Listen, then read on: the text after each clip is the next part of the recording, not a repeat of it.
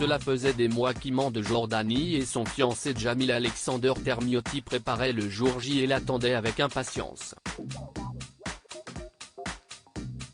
Leur mariage a enfin eu lieu. C'est le dimanche 12 mars que la jeune femme de 26 ans, fille de Rania de Jordanie et du roi Abdallah II, a épousé l'homme à qui elle a dit oui quelques mois plus tôt à Beit al-Urdin, résidence privée de la famille située à Amman. Entourés de leurs amis et des membres de leur famille, les époux ont attiré tous les regards et ont enfin concrétisé leur amour. L'émotion était à son comble d'après Point de vue qui dévoile les coulisses de cette cérémonie grandiose, digne d'un conte de fées. Les rayons du soleil couchant caressent leur visage tandis qu'ils empruntent, suivis par deux jeunes demoiselles d'honneur, une allée bordée d'arbres en fleurs. Conduite par son frère aîné, le prince Hussein, la princesse Iman de Jordanie s'apprête à unir son destin à celui de son compagnon. Après avoir embrassé son père le roi Abdallah, la princesse prend place aux côtés de son fiancé.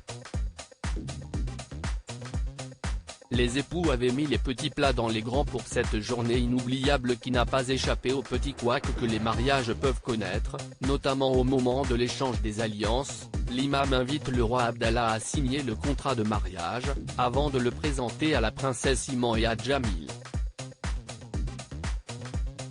Les frères de la mariée, Hussein et Hachem, apposent eux aussi leur signature, tous deux étant témoins de cette union. Iman et Jamil éprouvent quelques difficultés au moment d'échanger leurs alliances, ce qui ne manque pas de les faire sourire, précise l'hebdomadaire. Cet incident, évidemment sans gravité, n'a heureusement pas gâché la fête. La belle Iman à la pointe du style. La princesse Iman a débarqué dans une magnifique robe blanche de la maison Dior, spécialement conçue par Maria Grazia Chiuri. Fluide, la robe était ornée d'un magnifique décolleté en dentelle, le bout de ses manches et son voile servant de rappel. Quelques jours avant, lors de la fête du aîné organisée par sa maman Rania en son honneur, Iman portait une autre tenue tout aussi jolie.